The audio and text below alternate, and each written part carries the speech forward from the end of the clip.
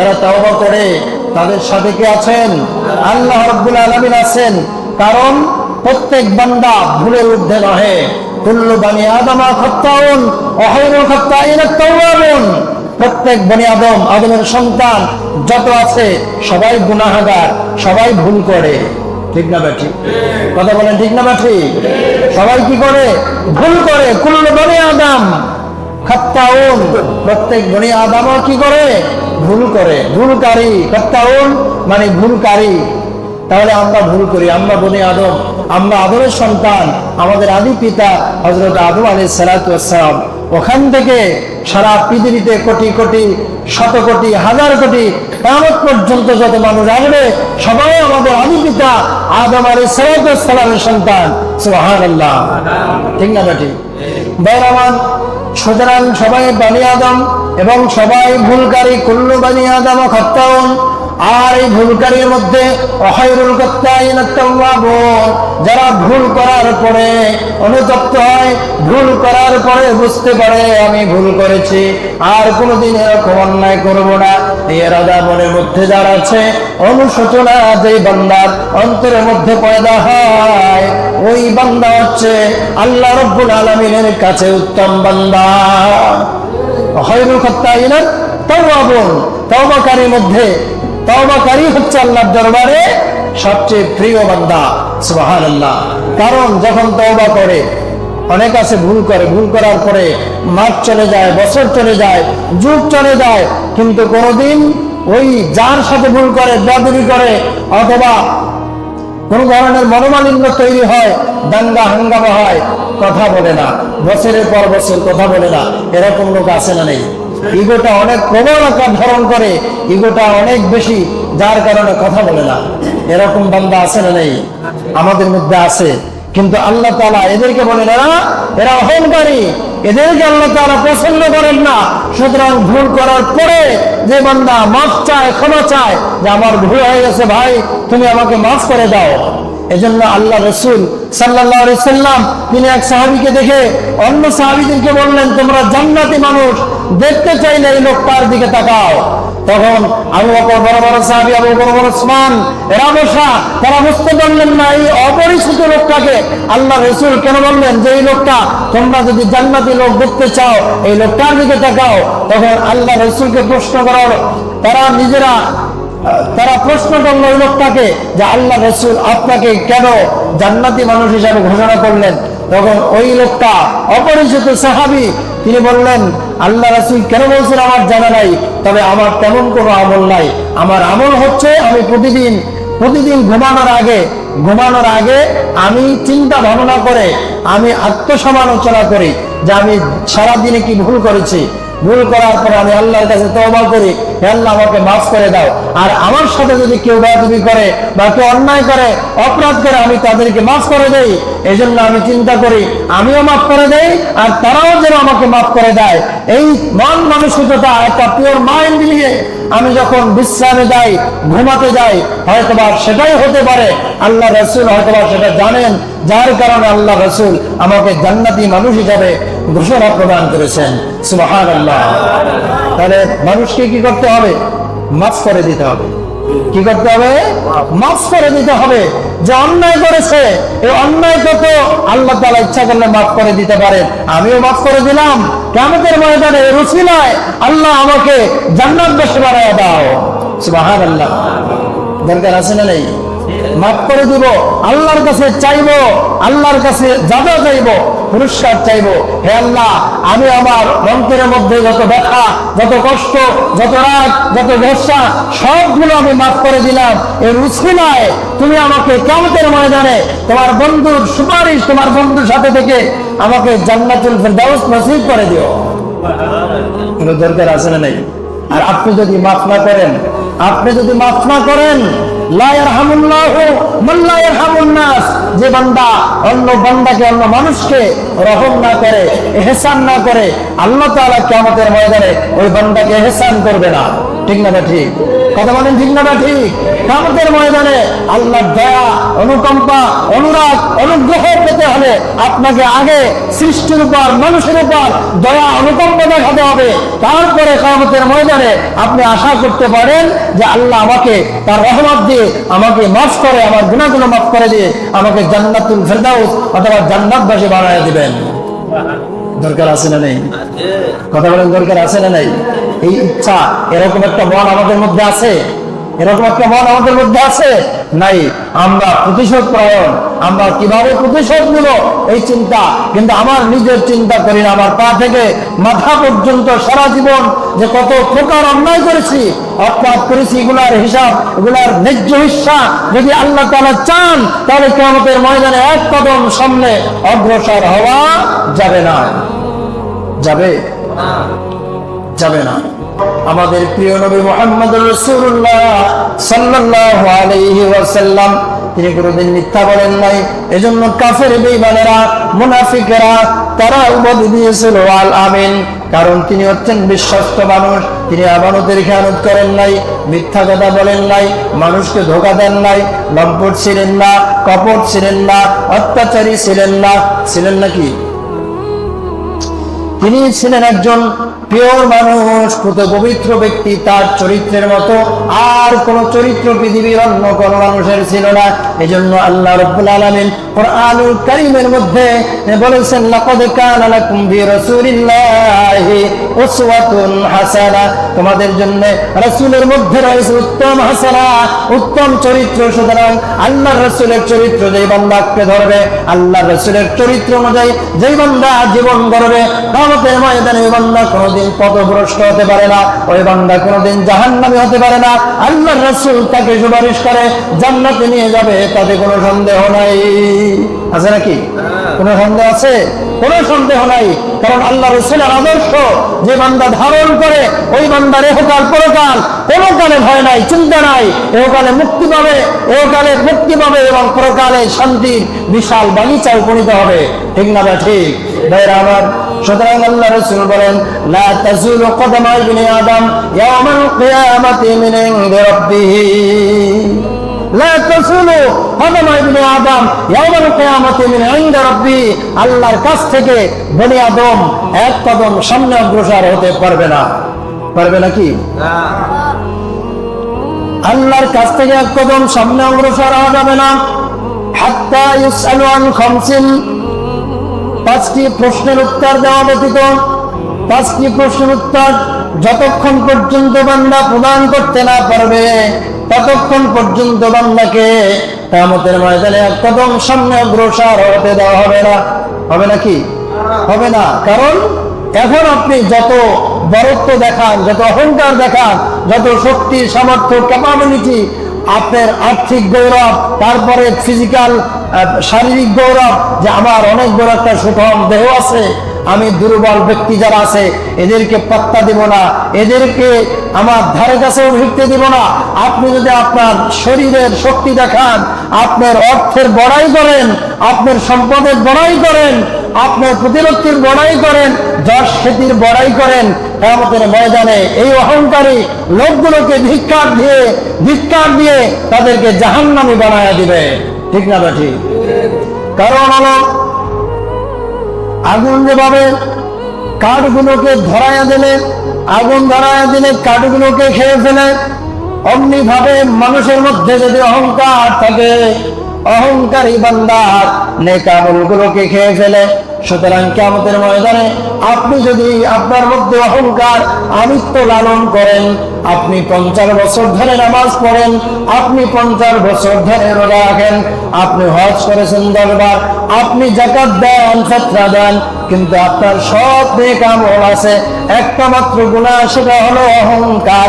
এই অহংকারটা থাকার কারণে কিয়ামতের ময়দানে আপনার আমলনামায় কোনো নামাজ থাকবে না, কোনো নেক আমল থাকবে না, রোজা, হজ, যাকাত সবকিছু নেক আমল ডিলিট করা হবে, মুছে ফেলে দেওয়া হবে। সুতরাং কিয়ামতের ময়দানে আপনি কাট্টা পাপী হয়ে আপনাকে জাহান্নামের শিকল আপনাকে গলায় পড়তে হবে, আপনাকে জাহান্নামে যেতে হবে, তাতে কোনো সন্দেহ নাই। সন্দেহ আছে? তাহলে কি করতে হবে? অহংকার মুক্ত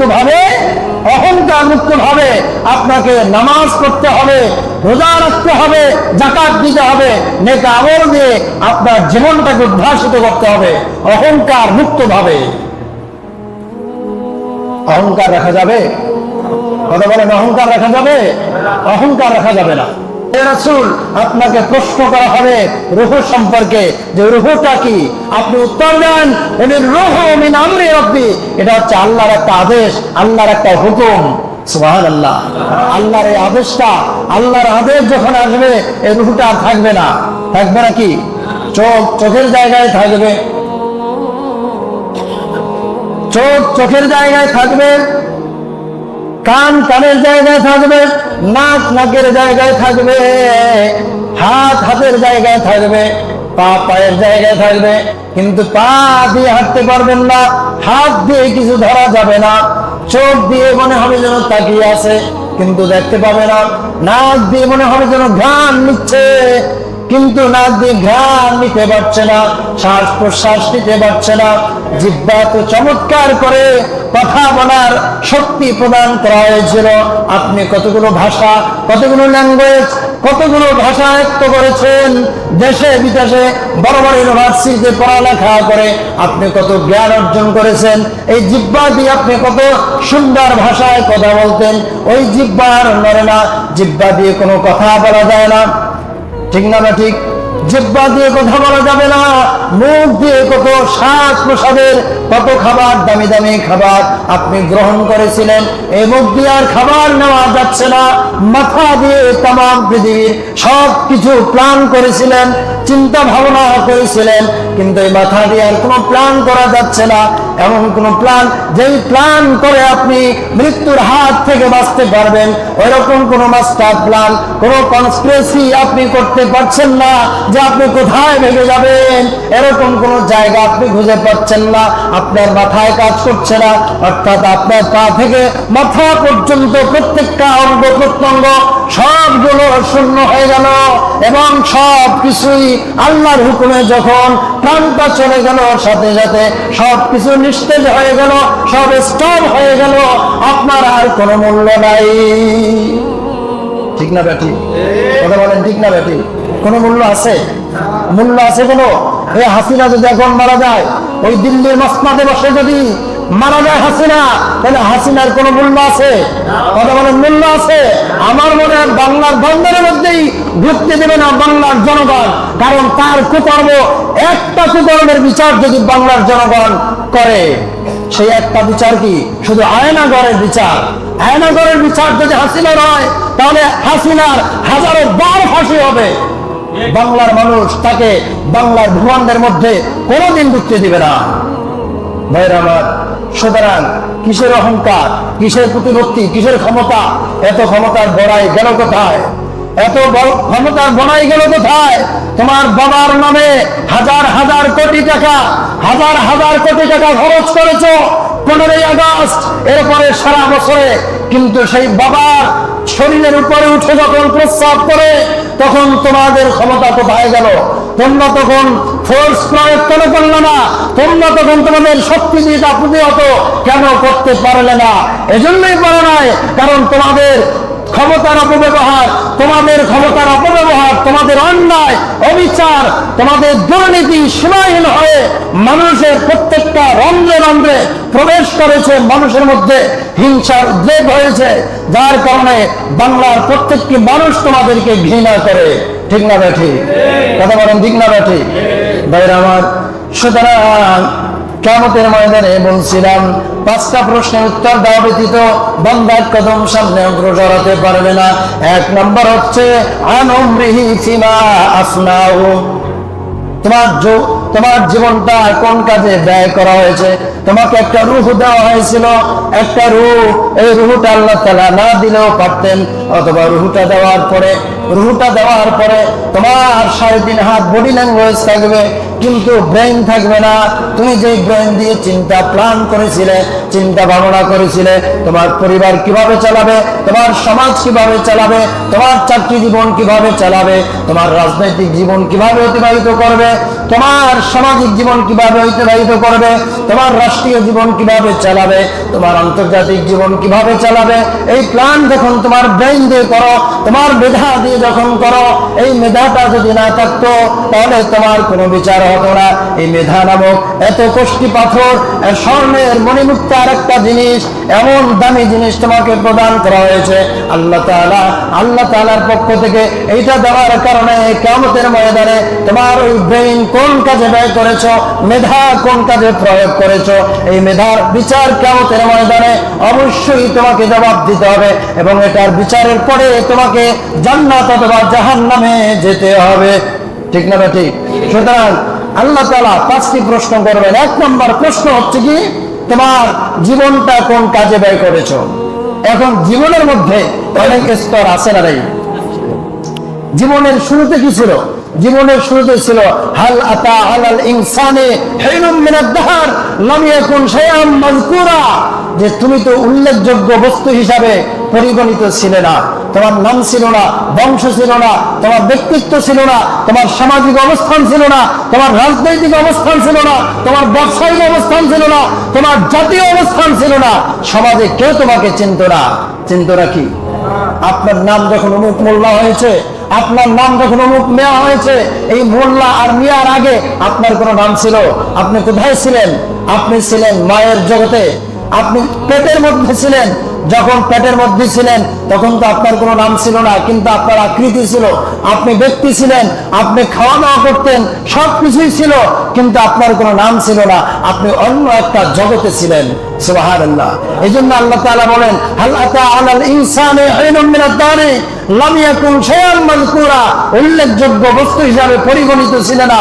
এরপরে আল্লাহ তাআলা তোমাকে পৃথিবীতে আনলেন, আনার পরে তুমি দোলনায় দোল খেতে খেতে বড় হলে, মাতৃদুগ্ধ খেতে খেতে তুমি বড় হলে, তারপরে বাবা তোমাকে লালন পালন করে বড় করলো, তুমি কৈশোরে পৌঁছলে, কৈশোরে পোশাক পরে তুমি যৌবনে পদার্পণ করলে, যৌবন থেকে তুমি পরিণত বয়সে তুমি বৃদ্ধ অবস্থায় পদার্পণ করলে, এরপরে তোমার মৃত্যু হলো, অথবা তুমি কোন নেকামল অথবা খারাপ আমলের মাধ্যমে তোমার জীবনটা অতিবাহিত করলে।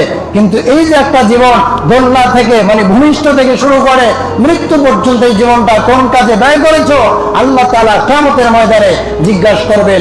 জিজ্ঞাসা করা ব্যতীত, উত্তর দেওয়া ব্যতীত এক বান্দাও সামনে অগ্রসর হতে পারবে না। পারবে না কি?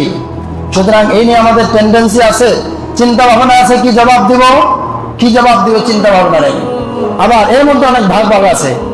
ভাগের মধ্যে যারা বুড়া মানুষ, যারা যৌবনকাল অতিবাহিত করছেন, এই যৌবনের মানুষের বয়সের যৌবনকালটার গুরুত্ব অনেক বেশি। যৌবনকালটার গুরুত্ব কি? অনেক বেশি। কারণ যৌবনকাল সম্পর্কে আল্লাহ তাআলা আবার আলাদা প্রশ্ন করবেন, জীবন সম্পর্কে প্রশ্ন করবেন নাম্বার 1। নাম্বার 2 হচ্ছে আন উমরিহি ফিমা আবলাহু, আন উমরিহি ফিমা আফলাহু, আন উমরিহি ফিমা আবলাহু। আর তোমার যৌবন সম্পর্কে আল্লাহ তাআলা প্রশ্ন করবেন, তোমার যৌবন কোন কাজে ব্যয় করেছো।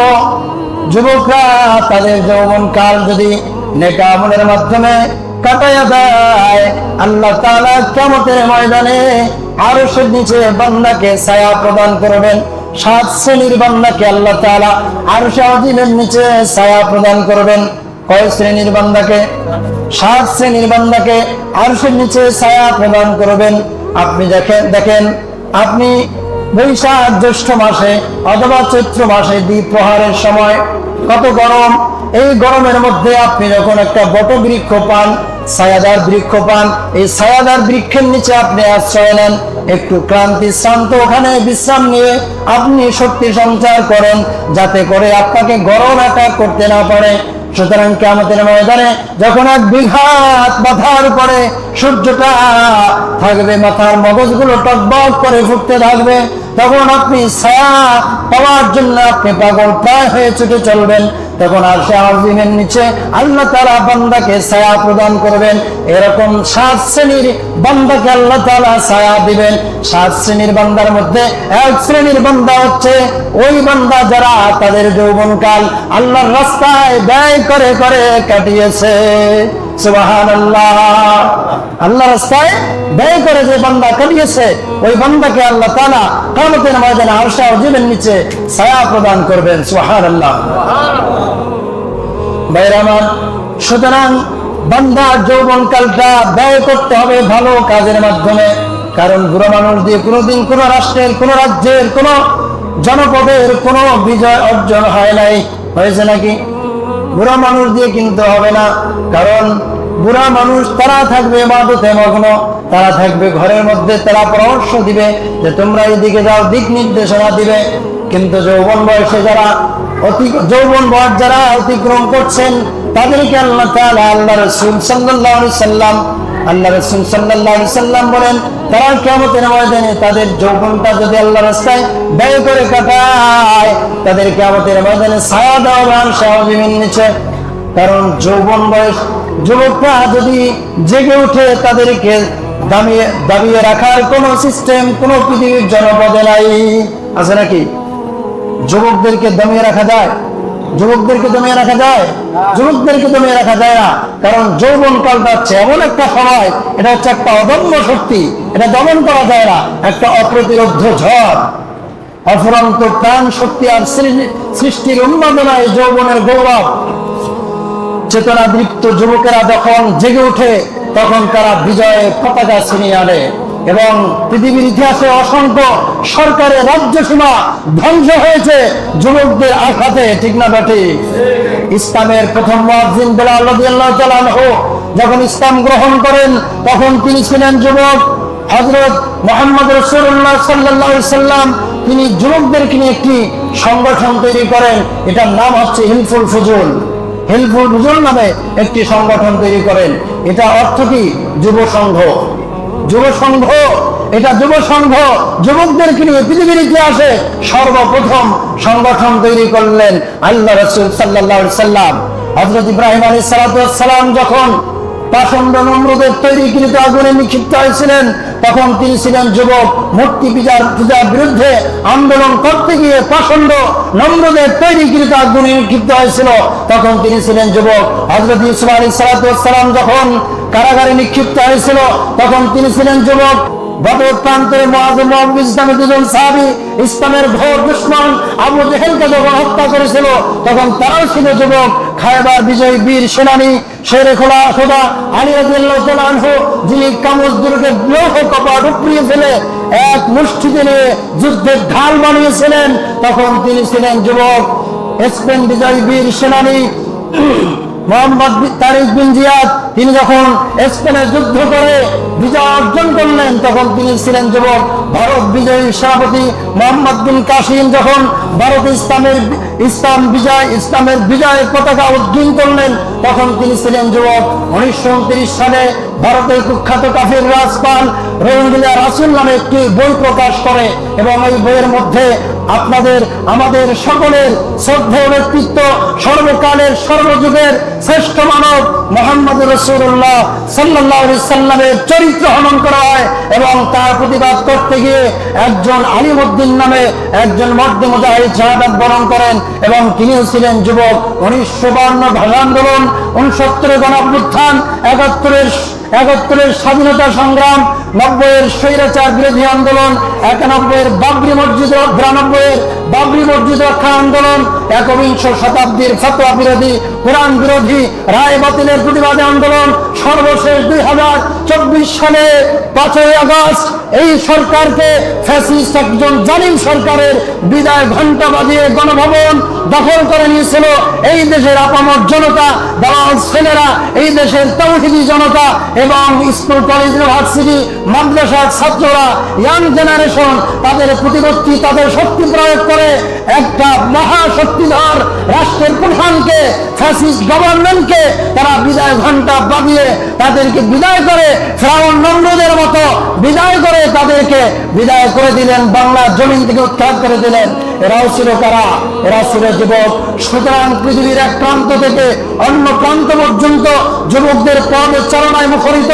সুতরাং বাবার শক্ত চাউনিতে, ঘরের আড়ালে লুকিয়ে নয়, মায়ের আঁচলে লুকিয়ে নয়, বোনের স্নেহের ধরে বাধা পড়ে নয়, ইসলামের পতাকা উড্ডীন করার জন্য, ইসলামের পতাকা উড্ডীন করার জন্য মাঠে ময়দানে কালেমার পতাকা উড্ডীন করার জন্য আমাদের প্রত্যেকে ইসলামের সংগ্রামে সামিল হওয়ার দরকার আছে না নাই? কথা বলেন, সামিল হওয়ার দরকার আছে না নাই? সুতরাং ন্যায় যেখানে আমরা প্রত্যেকে আছি, সেখানে যেখানে অন্যায় সেখানে আমরা নাই, প্রতিবাদ করার দরকার আছে না নাই? অন্যায়ের প্রতিবাদ করব। ভাইরা আমার, বলতেছিলাম আল্লাহ তাআলা কিয়ামতের ময়দানে 5টি প্রশ্ন, 2টা বলেছি, একটা হচ্ছে জীবন আর একটা যৌবন। নাম্বার 3 নম্বর হচ্ছে বান্দা কোন দিক থেকে মাল উপার্জন করেছে, মাল সম্পদ কোথা থেকে উপার্জন করেছে, এটার প্রশ্ন করা হবে কিয়ামতের ময়দানে, জবাব দিতে হবে। যারা দুর্নীতিবাজ, যারা হাজার হাজার কোটি টাকার মালিক, শত কোটি টাকার মালিক, যারা সরকারি অর্থ তছরুপ করে, তহবিল থেকে তছরুপ করে যারা কোটি কোটি টাকার মালিক হয়েছে, তাদেরকে জবাব দিতে হবে কি হবে না? কথা বলেন, জবাব দিতে হবে কি হবে না? আপনার ছেলে কোথা থেকে অর্থ উপার্জন করে আনে, আপনি তো প্রশ্ন করেন নাই। আপনার মেয়ে কোথা থেকে আনে, আপনি প্রশ্ন করেন নাই, এটা কোথায় পেলে? সুতরাং আপনি যে প্রশ্ন করেন নাই, যারা উপার্জন করে অন্যায় ভাবে, ওনাকে প্রশ্নের সম্মুখীন হতে হবে। আর আপনি প্রতিবাদ না করার কারণে আপনাকেও প্রশ্নের সম্মুখীন হতে হবে। সুতরাং কোথা থেকে সম্পদ আসলো, এবং এই সম্পদটা যাকে তাকে দেওয়া যাবে না, এবং বৈধ কাজে ব্যয় করতে হবে। ঠিক আছে? বৈধ কাজে। আপনার টাকা আছে বলে আপনি মন্দিরে দিয়ে দিবেন, আপনার টাকা আছে বলে আপনি একজন বড় লোককে ভিক্ষুক ভেবে দিয়ে দিবেন, যাকাতের টাকা একজন ধনী লোককে দিয়ে দিবেন, এইটা হতে পারে না। সুতরাং যেই ফান্ডে ব্যয় করা দরকার, ওই ফান্ডে প্রত্যেককে চিহ্নিত করে ওই ফান্ডগুলোতে ব্যয় করার দরকার আছে না? 4 নম্বর প্রশ্ন। 5 নম্বর প্রশ্ন, আপনি ইলম অর্জন করেছেন এবং সে অনুযায়ী আমল করেছেন কিনা, এই প্রশ্নের সম্মুখীন হতে হবে কিয়ামতের ময়দানে। আল্লাহ তাআলা আমাদের সবাইকে প্রশ্নগুলোর উত্তর দেওয়ার জন্য সকলকে প্রস্তুতি গ্রহণ করার তৌফিক দান করুন। আমিন।